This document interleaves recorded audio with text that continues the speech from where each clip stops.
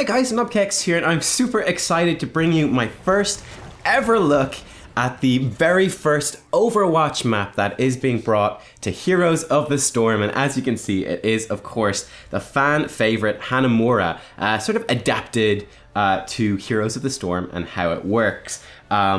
So yeah, in this video, you can see we're going to be playing Varian. We're just going to be playing standard tank Varian. You can check out one of my other videos if you want to learn more about the hero in particular. In this one, I'm going to be focusing solely on the map mechanics, and the new stuff that's being added. By the way, you can also see the two new heroes at the time. This was when we were at the Blizzard Media Summit.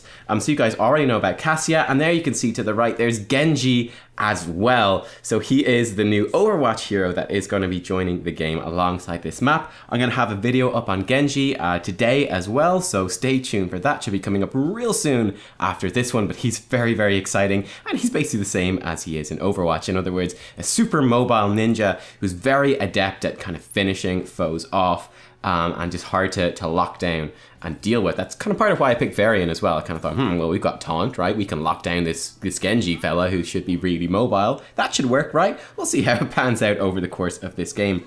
As you can see, oh yeah, by the way, I'm also just going to set up my quick cast. Oh, this was fun. This sort of inspired, by the way, that control tips video that I did recently. Because I was getting used to it. Oh, it's worth noting as well, like, of course, this is the first time that these players have played Genji and Cassia.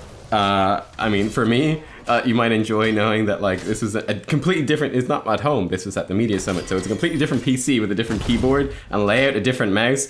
So I think I make a bunch of mistakes in this game and press some buttons I totally didn't intend to, just finding my fingers on completely different keys. So yeah, that was kind of funny.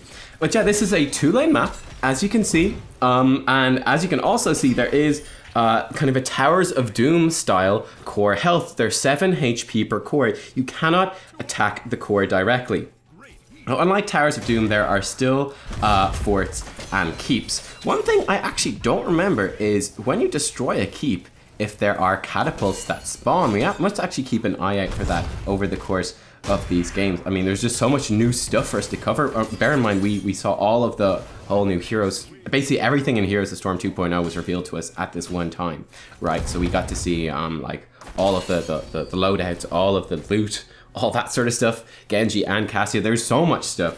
So yeah, I mean, over the course of the next couple of days, there's gonna be loads of videos up on Hanamura on the channel. So it'll be something of a learning experience. One thing to note, looks like bang on about 2 minutes, that's when the payloads first activate, right? And this is the objective for this particular map for Hanamura, and presumably could be the objective for something like on the Overwatch map moving forwards. One thing to note that you do have in Overwatch maps quite often is that like the map will develop and change as you move forwards. I'll talk about, by the way, the Merc Camps, because there's 3 different kinds of Merc Camps that are completely new on this map. I'll come to those in a second. But yeah, the map doesn't particularly change in this one. Maybe that will happen in future Overwatch maps. But payloads are the classic Overwatch thing that's going to be here. So you can see these payloads spawn. There's a number of different spawn locations for payloads. One interesting thing I want you guys in that I'm going to be looking out for over the course of these videos. Looks like both the payloads spawned in the middle near each team's base for the first time around at about 2 minutes. I'm curious to see if that's the same every time. I imagine it probably will be. And then the payload mechanics, I'm pretty sure, are the same as they are in Overwatch. In case you've never played that game, basically you have these payloads and you need to push them along a set path to their destination, where in Heroes of the Storm, the thing they'll do is they will fire a single shot by default onto the core.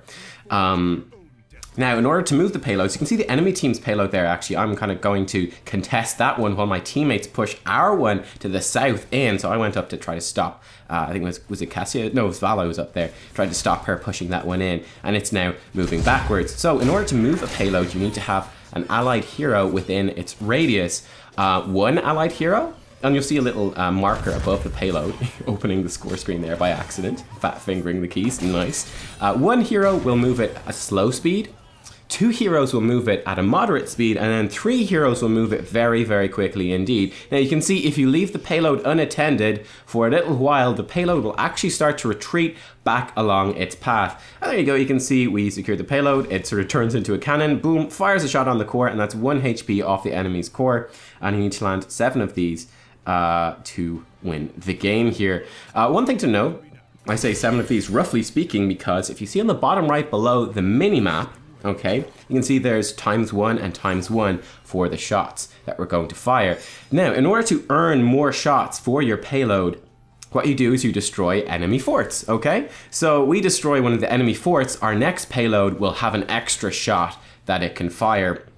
As far as I could tell from playing, again, this is something I'll pay particular attention to, but as far as I can tell, payloads never expire, so I don't think you can ever lose these shots. I think they're kind of permanent bonuses. As far as I can tell, though, I'm not 100% sure on that.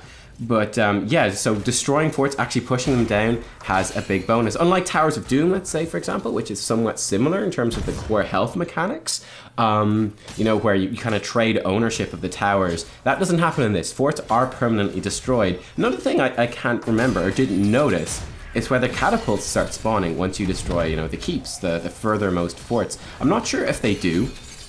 I wouldn't be surprised. I assume they probably don't. All they would do is push the lane. They obviously, you know, there's no structures to destroy once you destroy the keep in the lane, and they can't attack the core. So I doubt they would actually do that. You can see a nice little tactic here by the enemy team. While we're distracted with a team fight, they sneak that one of their heroes went up, I think, and snuck that payload in, and they land a shot on our core. You can see the next round of payloads is now spawning. Actually, I tapped out of the game, I think once again by accident right there. I was kind of like, what the fuck is going on? But I sorted it out, got back in. But yeah, the next round of payloads has spawned. I thought one thing is kind of interesting to note here. You can see with our Malf player and the Vala player, these guys, I presume, haven't actually played Overwatch before. And this is, of course, the first game, so you can probably expect a sort of similar experience in your games. These guys are running around just outside of the payload range for some of it, and you can see now they've worked it out. They're going, ah, yes, I see. Once we're in range, it moves quicker. But yeah, that might be a little bit of a learning curve, so do bear that in mind. People coming from Overwatch, this stuff might be obvious. People not coming from Overwatch, you've never played it before, don't know anything about it, might not understand that payload mechanic of moving it quicker with multiple heroes. That might seem very, very obvious to you guys. But yeah, as you can see as well, different payload spawn locations this time around, spawning to, on our side, just to the northwest of our top furthermost fort, and to the enemy team it spawned on the bottom right hand side. Also worth noting too, you can see there's a little line which shows you the path of the payload, so you'll know exactly the direction it is going in. So that can kind of help you plan out your routes. Sometimes the payloads do intersect, and also worth noting as well, as you can see above the minimap, you can see the progress bar for the payloads, right? You can have up to 2 payloads per team active at any one time, right? Active at any one time. So there can be it's one of the things on this map actually I really noticed was that there's so much stuff going on at certain times. Like it can be super chaotic, and there's so many things to focus on. Like even just, I mean, if there's 4 payloads active, I mean, you want to ideally be soaking both lanes. You want to be pushing your 2 payloads. You want to be contesting the enemy 2 payloads. You want to be, you know, taking Merc Camps as well. Maybe even pushing down some of the structures to get bonus shots. There's tons of stuff that could be happening at any time. So yeah, that's definitely something that you can watch out for. You can see, for example, right here, we've got a great position where the enemy payload is very near where ours is spawning, and we've got a really good position here with the minion wave pushed up, and we're able to contest that payload. So long as we have 1 hero within the payload radius, no matter how many heroes the enemy team sends, they cannot move that at all. It's going to be paused in its movement. So this is a great position for us where we're going to be able to push our payload past the enemy's one, and seeing as we're winning the fight, we've got level 10 and they don't. We're going to be able to, you know, really punish them. Unfortunately, no one's actually going to our payload. I'm going to go grab it. Ideally, looking at our team comp, again, this is something that the strategy will develop a lot, right? As probably over the first month or so of this map coming out, maybe 2 months, people will come to terms and get a grip on how to play this. But I mean, looking at our team, obviously like Genji being super mobile would be the ideal one to do it. You can see the emojis actually coming out there. But I'm kind of thinking this and realizing this myself as we're playing. I was kind of going, Genji would be the perfect hero to get because he's so quick and he's so mobile. He can hop over, grab our payload, bring it across, and he can just dash across like half of the map, it seems like. Again, check out Genji video to see more. You can just see him do like massive dash across the wall. Super mobile. He'd be a fantastic hero to send over and get that payload. That will be a big strategy, I think, on this map will be heroes that can push the payload or contest the payload or that are mobile. Like, I think global heroes are going to be insanely strong. I'll talk about that turret we're fighting in a second here. Global heroes are going to be crazy strong, right? Really, really strong.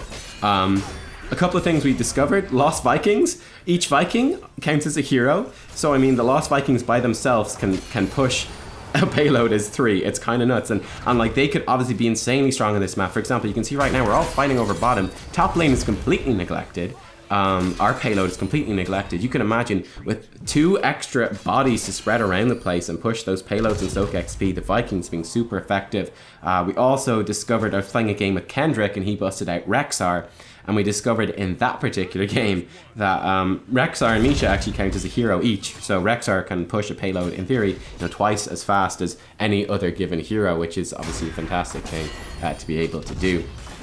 So yeah, it's definitely going to open up a lot of stuff. And I mean, like Falstad, Dehaka, any hero with a global, you can just imagine how effective they could be on this map. So it'll be really, really cool to see how that particular meta develops. Right now you can see we have a second payload actually activating towards the top. The enemy team still has theirs towards the top. They haven't pushed it. I'm moving over to grab ours now. I was hoping Genji would do it, but he didn't. I thought it's kind of funny. It's definitely the first few games at least playing on this map, where it's this brand new concept to a lot of people. It's very much that Overwatch experience, right? The classic Overwatch experience that will no doubt be the Hero League experience, and there'll be many threads on Reddit and so on and so forth being like, my team never pushes the payload, they're never there. Guaranteed to happen. I thought it was very, like, not only is Genji, and again, we'll see that in the video on him, not only does he feel super like Genji does in Overwatch, but yeah, the payload experience of no one ever pushes the goddamn payload is definitely a similar thing in this one. And we can see having a big fight here. We're starting to push this on. Vala doing a great job up towards the top. She's pushing ours in as well. And then the enemy team is definitely in a tough spot where they sent multiple people down here to try to contest this one. And then they can't send anyone up at the current moment to try to stop Vala. So we're getting some pretty nice value here. You can see our team is ultimately losing this team fight down bottom, but we're able to actually sneak that payload in behind them at the bottom here and secure that shot on the core, which is fantastic. We'll definitely take that, no complaints, thank you very much. We're able to lock down Genji with a taunt, and with the assistance of Cassia's damage output, we're able to pick up a kill on that as well. Vala, in the meantime, sneaks that payload into the middle and should secure for us another shot on the core. And one interesting thing I noticed in this game in particular, and I don't know that I didn't notice this in any other game, but look at the timer now, it's about 12 minutes.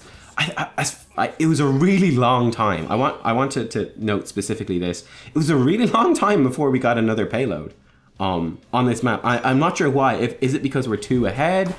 Did we just...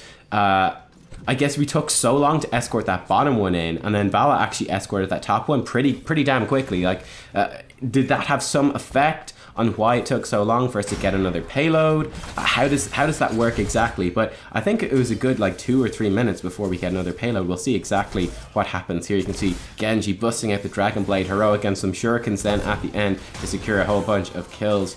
Very powerful chase hero, very powerful kill securing hero. One thing to note about enemy payloads, once they don't have anyone pushing them and they start retreating, I think much like Overwatch, I don't think any heroes the enemy team, your team puts beside the enemy payload, I don't think it retreats any quicker. I think it just goes, so long as their team is not pushing their payload, it will start to retreat at just a steady rate regardless of whether your team is there or is not. Let me mention some of these Merc Camps. I've kind of briefly alluded to it in this game.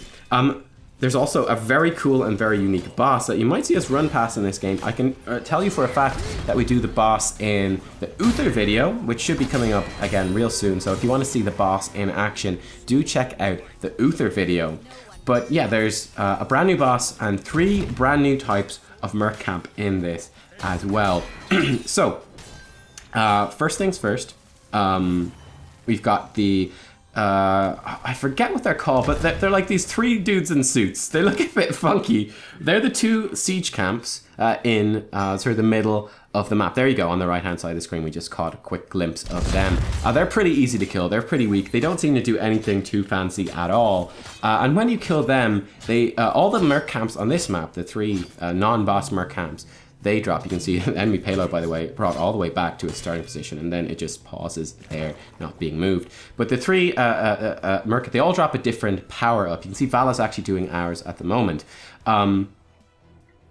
The three little dudes, the suits in the middle, I believe they drop like a sort of a seeker power up. So you activate this with the F button, and it will send out these sort of little serpents that will just give you vision, will hunt down, will auto-track any enemy heroes near you. They'll run towards them and give you vision on those heroes, revealing them for a little bit of time. You can see Vala has that little icon beside her portrait right there.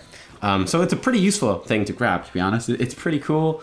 It just gives you info. Again, there's so much stuff happening on the map. There's so many places to go. It gives you an insight into where the enemy team might be headed, which is pretty damn nifty.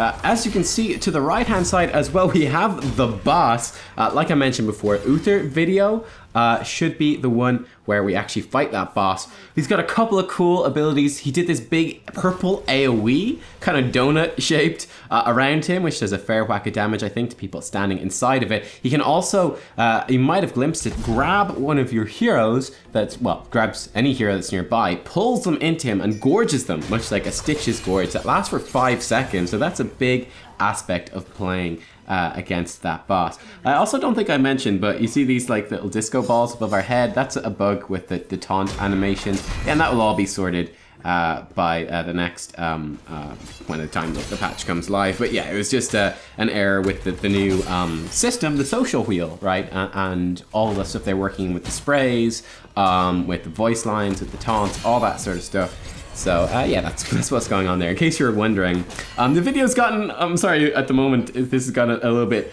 all over the place, but like another thing you might notice if you're familiar with my videos is just how much better this one looks. But yeah, my PC is not very good, to say the least. So not only does the game look way better and run way smoother on these Blizzard systems we were playing on in Paris, but hilariously, my PC can't even play the video properly. It just started buffering the video and pausing it. I was like, oh my god, editing nightmare to try to fit all this together and keep the commentary synced up and so on.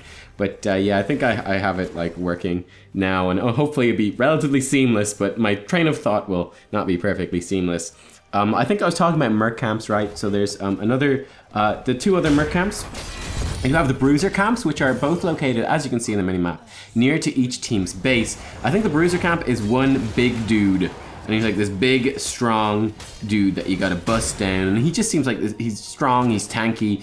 That's kind of the main thing I noticed about him. And when you kill him, he drops like this sort of healing power up that you can activate, and it gives a nice chunk of healing to all your allies within range, which is pretty damn cool. The most interesting one, you can see half the camp here. This is the Fortification Camp. So these siege camps, again, it's the same icon on the mini map. I kind of would like to see different icons for this, because they're different camps. It'd be something I kind of could happen with the game going forwards, like maybe different icons for like sapper camps.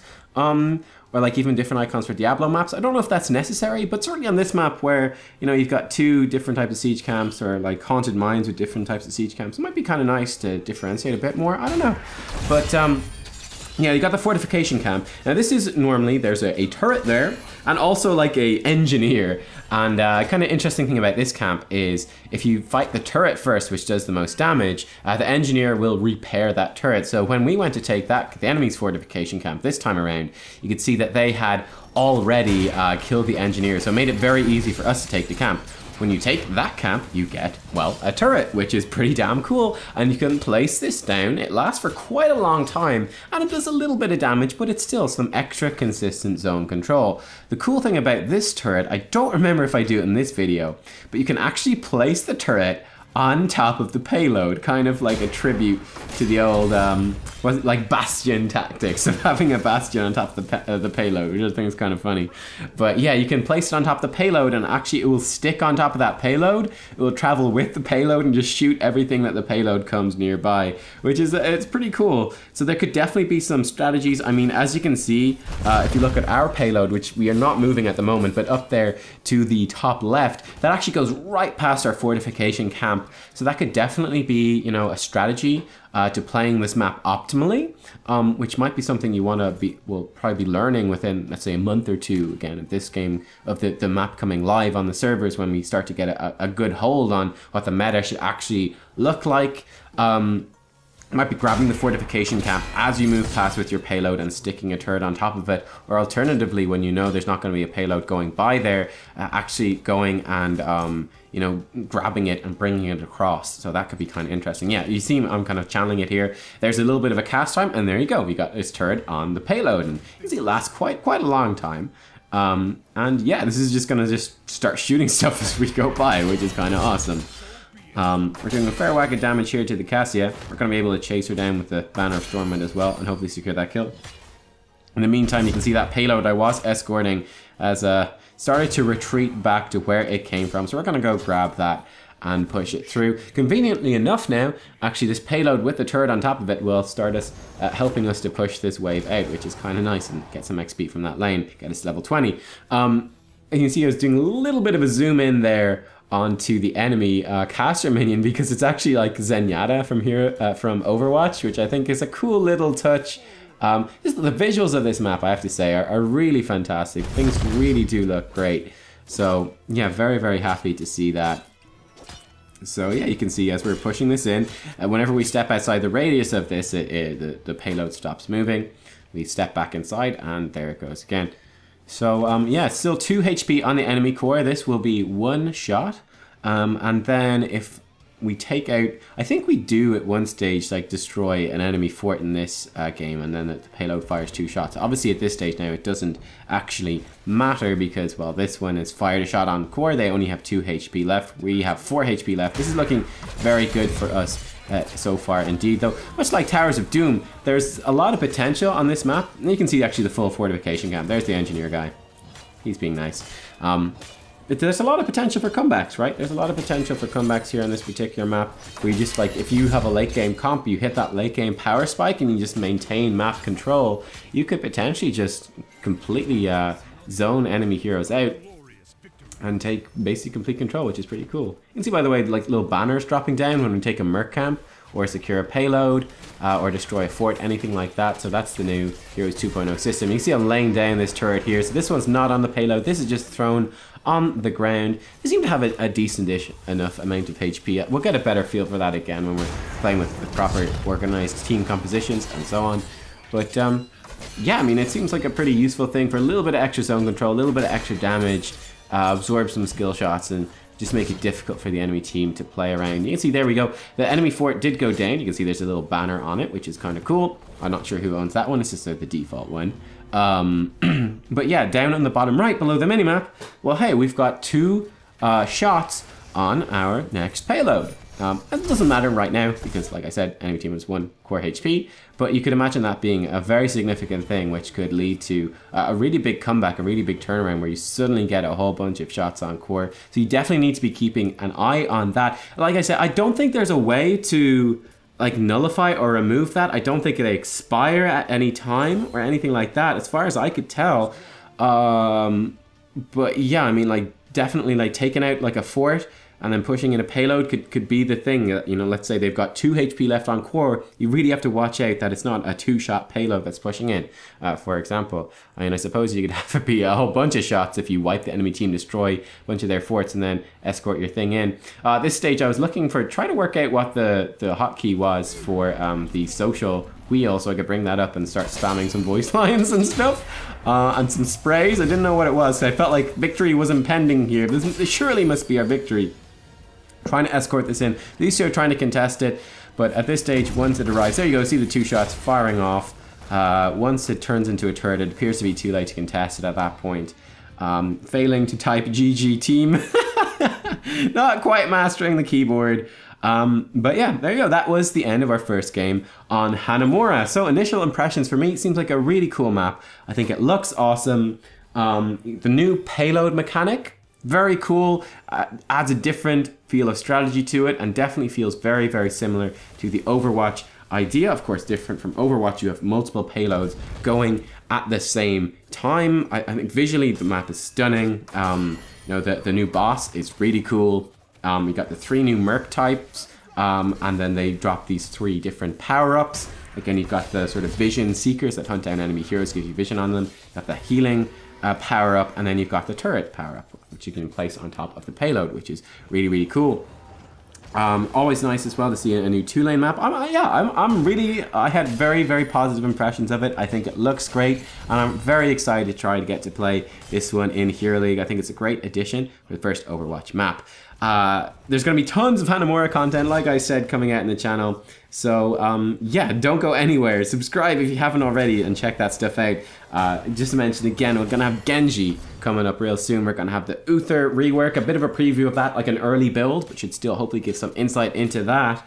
And then some of the new skins, and we'll be talking more about the map. You get to see more gameplay as people sort of came to terms with it. And kind of fun as well to see, like, over the course of a day for us recording, getting sort of a different feel for the map and how it's played. Might give an insight into like what you guys can expect on the first few days after this is released, and kind of just like get you in a good spot for moving into like Hero League on this map. Okay, what sort of strategies are people going to be employing? What are their little things that it takes them a while to realize I might be able to exploit? I don't know if that'll be helpful or not. I think it could help you out in a few games. So yeah, hope you found it good. Thanks for watching, everyone. I hope you enjoyed. There should be buttons to subscribe. You can support me on Patreon if you want to.